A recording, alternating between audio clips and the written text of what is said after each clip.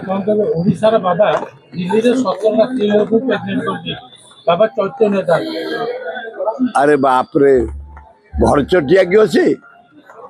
27टा झील को प्रेगनेंट कर दे 17टा झील को दिल्ली रे 17टा झील को सला घर चटिया भी एमती कर परिबेनी सेक्स मेंटालिटी जेते जीव जति पखुई सबुठी घर चटिया बाबा माने एमती ये ताठू भी बाबा बोली गले सारथी बाबा तो डबल ए हे महापापी बाबा आसे ताको आखि माने आनी से 17 जन झील त्या गुह फुह बोली ता मुह फुहरे कला फड़ा बोली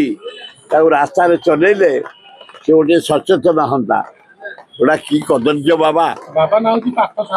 पार्थ सारथी केड़े ना पाई से एड़े गुहा गुह एड़े पापी साधु से ची ची ची ची ची ची ये हिंदू समाज को कलंकित कर जन बाबा दुखदायक घटना आपण बाबा को मु बाबा भाव पसंद करे मु ठाकुर को मुंडिया मारे बाबा बाबा की आमर तो निष्ठा अच्छे आम पूजा करू कि पूजा करू बाबा को बोले साथी देवा दरकार ना ताकू जेल पठे देवा दरकार से जेल 10-12 वर्ष रहिया दरकार खूब बदलाव कर ओडिशा टाको कलंकित कर दउछ धर्म माने हिंदू धर्मटा कलंकित कर दउछ जो भक्ति भावटा को लोप कर दउछ भल पायाटा को लोप कर दउछ ईश्वर प्रति जो भक्ति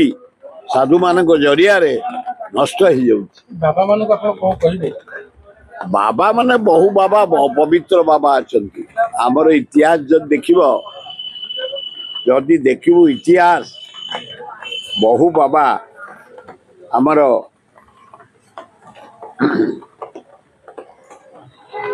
आध्यात्मिक चेतना बुली बुली सृष्टि करथिले एवं बहुत पवित्र बाबा अछंती कश्यप्य अक्ति भरद्वाज विश्वामित्र गौतम वशिष्ठ वेदव्यास नारद अगस्त्य अंगिला धोनी कपिज दुर्वासा बहु बाबा भगवान को ठारू जबरदस्त साधना करी निजको निजे अक्लांत परिश्रम करी यज्ञ करी साधना करी ये बाबा माने आशीर्वाद पाई ये बाबा भीतर अच्छा भल बाबा जहाँ को ना पड़ी किसी बाबा अच्छा असुर को असुर गुड़ा को यथेष्ट पावरफुल कर दियंती से माने पावरफुल हो गला परे आग शिव को अटैक करती नारायण को अटैक करती एवं ब्रह्मा को अटैक करती इंद्र को अटैक करती जम्मू को अटैक करती यही केतक साधु असुर को साहाय्य करती केतक साधु अच्छा वशिष्ठ आमर भरद्वाज गौतम वेदव्यास एम सब जनसाधारण को आशीर्वाद दियो तबे भल बाटे चल नर नारी सेवा कर किसी अच्छा असुर को साहाय्य करती से उत्तक्त हो जाती एभलिया उत्तक्त होगले शिवन पावर रे रावण आ कहा को मानलानी नारायण को मानलानी स्त्री सीता को चोरी कला मला सेमती माँ देवी महिषासुर को एते पावर देदेले नारायण शिव हाथ पाइलानी से बाड़ी आरंभ कले माँ दुर्गा को से आराधना कले माँ दुर्गा नारायण कहले मो चक्र निय शिव कहले मो त्रिभुज निय त्रिशूल निय ब्रह्मा आशीर्वाद देले इंद्र आशीर्वाद देले जमा आशीर्वाद देले सबू अस्त्र पाई माँ दुर्गा आविर्भाव हेले महिषासुर को बध कले सेमती बेले बेले